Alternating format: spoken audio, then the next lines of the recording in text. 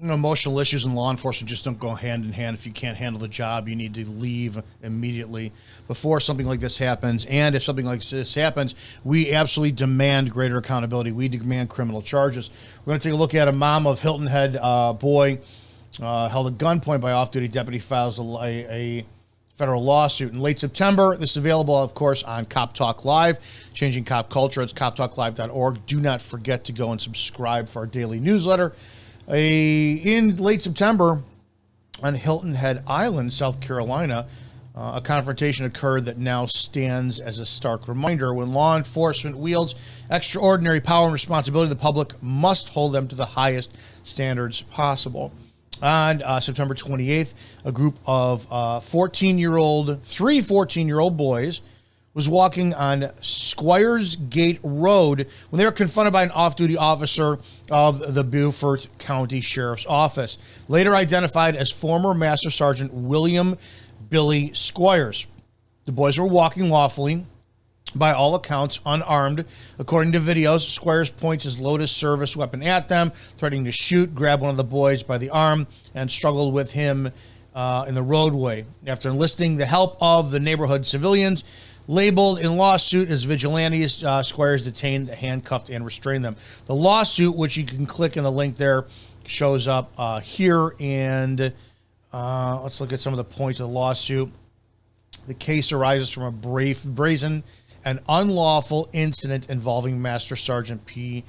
Squires of the Beaufort County Sheriff's Office, who, while visibly intoxicated and abusing his authority under color of law, launched an unprovoked assault on several teenagers lawfully walking along the street in Hilton Head. A couple different things before we look at the video. Number one, listen, they're snot-nosed little asshole teens. Dealt with them many, many times. I was a snot-nosed asshole little teen once, and many of you were as well, too. We know that they're not without sin, but what lawfully can be done. Most of the time, the nexus of what happens is you parents. Oh, I've seen this way too many times. Now, I'm a product of the 70s. I was born in 1975.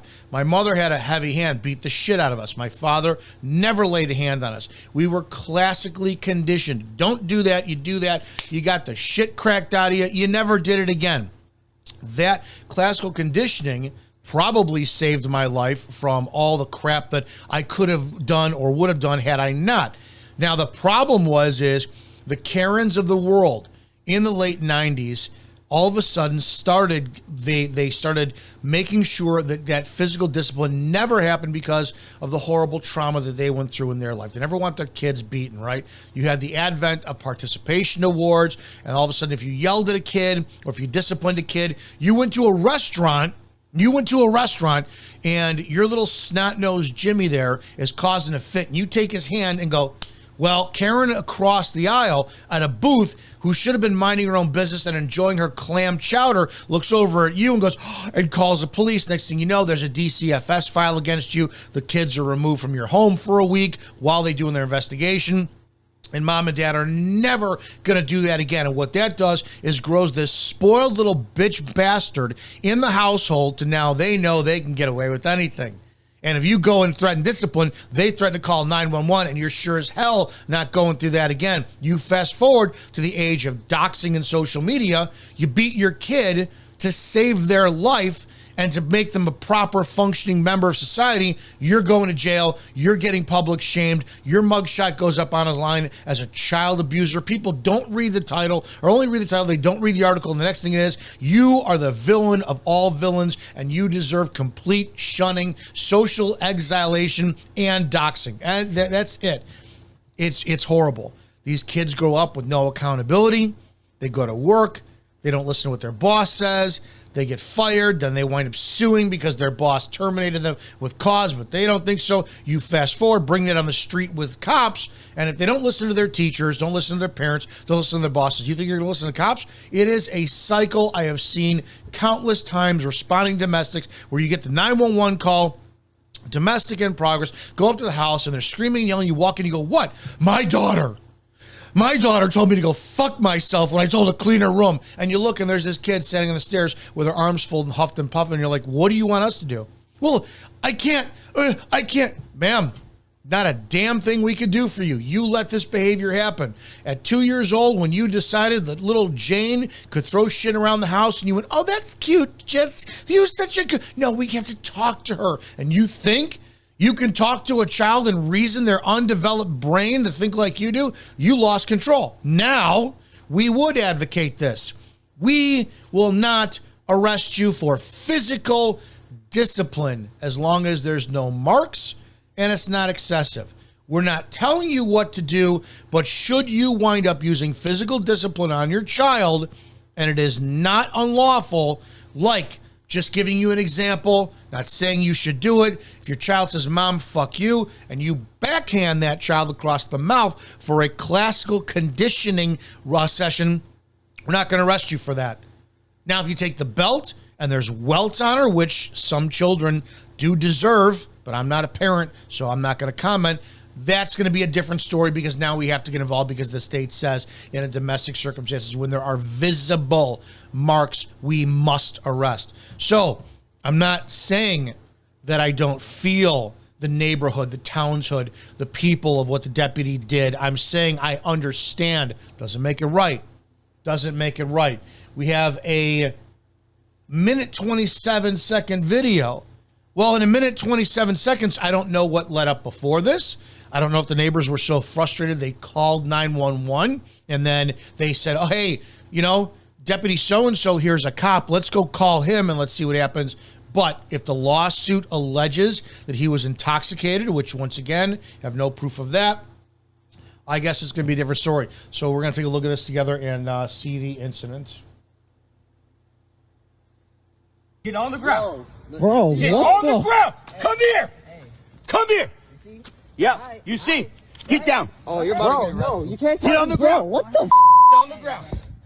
All right. Go ahead. Hey, sir, can you call the cops? Hey, call the police. I am the police. What are you doing? Get the f*** on the ground. Yo, hey, stop. Hey, stop. Stop. I will Stop. shoot you. Stop. Hey, no. Stop. Do not shoot. Why are you putting on? Get on the ground. Why are you doing what? Get on the ground. Okay. Bro, what are you doing, dude? Get on the ground. Yo, help. What, dude, what are you doing? Hey. Why are you pointing a gun at me? Dude, what are you doing? Hey, help!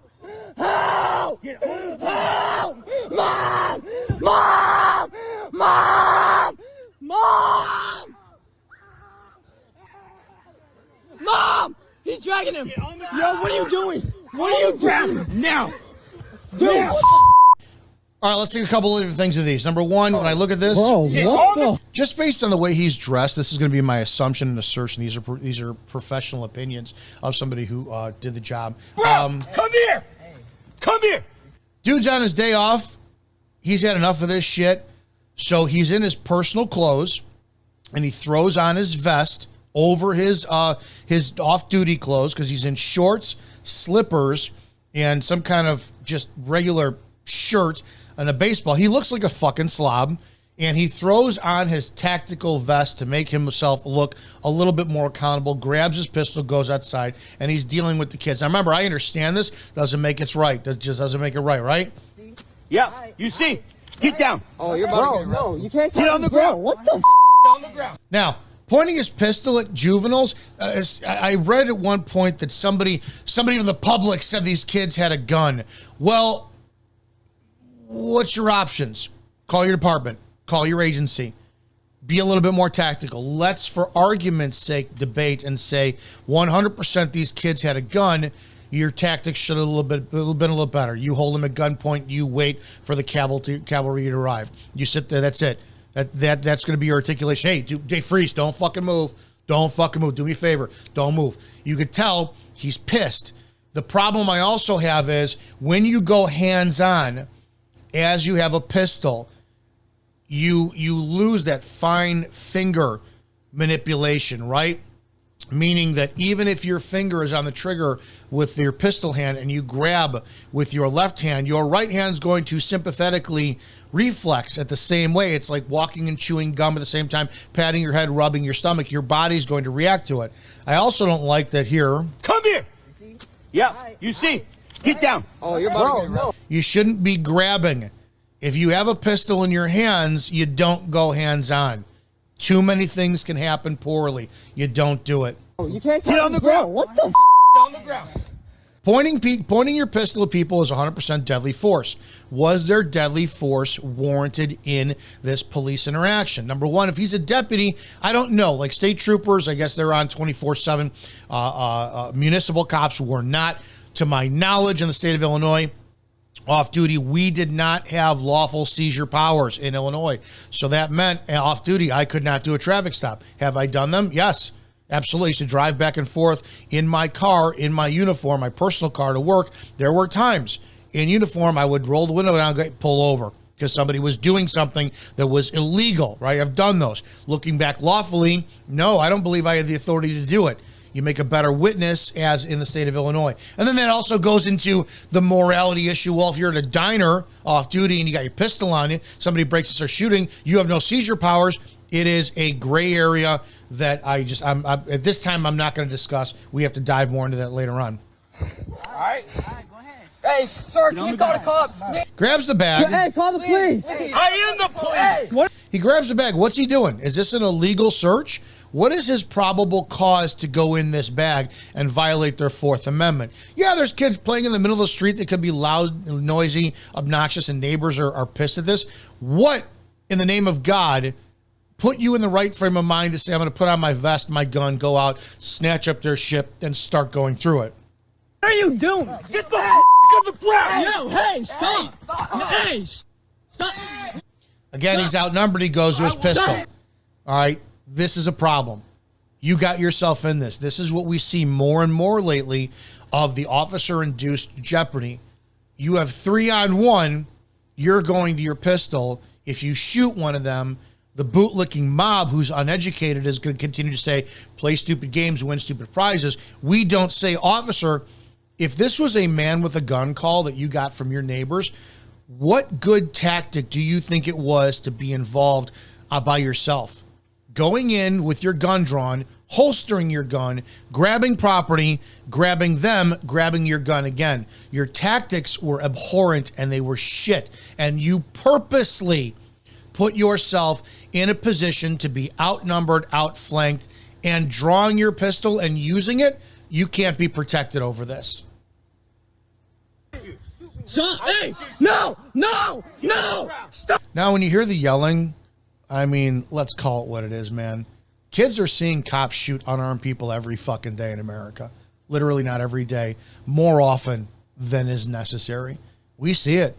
You got Colorado, rural Colorado, shoots people unarmed when cops can't take somebody to custody. Mustang police, you had females who shoot people over a pair of gloves in their hands because she can't take them into custody. You're seeing this more and more. The police are shooting unarmed people. So when this kid is screaming terrified, he's fucking justified over it. Stop. Do not shoot. Why are you putting Get on the ground. Why are you doing what? Get on the ground. Okay. Bro, what are you doing, dude? Get on the ground. Yo, help! What, dude, what are you doing? Hey. Why are you pointing that gun at me? Dude, what are you doing? Yeah, this is absolutely abysmal, horrible police tactics. Not just that. If he's off duty doing this and he's intoxicated, it's a bigger issue. And I have a big problem with the fact that he's using his firearm as in a deadly force scenario to hold and threaten juveniles over what would probably just be a noise complaint. No, the problem I have is that now this deputy has been fired apparently. However, no criminal charges have been brought. I've reached out to several members who are of this county asking if they will be pursuing, including the sheriff, if they will be pursuing criminal charges. No reply as of yet. If you have any questions or want to get a hold, this is the Sheriff PJ Tanner, 843-255-3200. That's 843-255-3200. His email is pjtanner@bcgov.net. You can ask him why his deputy has not been criminally charged under the circumstance of abusing his authority. I mean, termination is one thing. I understand it. Termination is one thing. But until we start having criminal charges filed, nothing's going to get done. Why is it, if this was you, you're on, it's your Saturday, Sunday, you're trying to watch a football game, and all of a sudden this happens, and you go out with, not even with a firearm. If you went out with a baseball bat, screw that. Let's call a spade and talk about the reality of what law enforcement is. If you went out with your fists and you're a well-built guy and you start screaming at those kids, cops are going to arrest you because you're big and you're intimidating and you're threatening and you're going to be arrested. You will have criminal charges. Assault, I told you in Illinois, there's a difference between assault and battery. And all you have to do is walk up, clench your fists, and go, sit the fuck down. You will be arrested for assault because you put the victims at a state of apprehension of receiving a physical battery. So why is it that cops get away with it, get to keep whatever pension they have, or even worse, move on to another department later on, all because the public thinks fuck around, find out, or, well, the kids, they should have been disciplined. He's doing the Lord's work. We have a very stupid base of Americans who support the police and don't even know why they're supporting the police. You have no clue. This, if on its face, if you extend that minute and 14-second video or 45-second video to the totality of it, if these kids were flashing a firearm, yeah, you bring your pistol out there, your tactics need to change. Don't fucking move. Got another car coming out. Guys, just sit, hold. You need to learn how to talk to kids. If you cannot control your emotions, you should not be in the profession. How you treat children and the elderly is a definite way about how you treat other people in life. This is a case where the deputy needs to be criminally prosecuted. We have to get this done. So we need prosecutors in the area of South Carolina who are willing to take this on, or a state's attorney, a state or district attorney who has the balls to do what is fucking right and pursue criminal charges, especially if he was drunk. If he was intoxicated, went to his firearm, and it was you, John Q. Public, you would be arrested, lose your job, everything. Until we have federal criminal charges brought on officers for violating constitutional rights, or at the very least, state charges for violating state laws, nothing will change. The police cannot be trusted. They cannot be trusted. They are domestic terrorists. Until the time that collectively we see cops stand together and say, yes, we do hold ourselves to a higher standard. Fuck this. We demand this man be criminally charged, as he is not a representative of this profession. Guys, make sure you go. It's coptalklive.org for the full article. If you like my work and want to support it, you can buy me a coffee in the link below. You can also join our Patreon. Make sure you join us every Wednesday night at 9 p.m. for live, where you can call in and we can discuss all these cases together. Be safe, and I'll see you guys in the next video.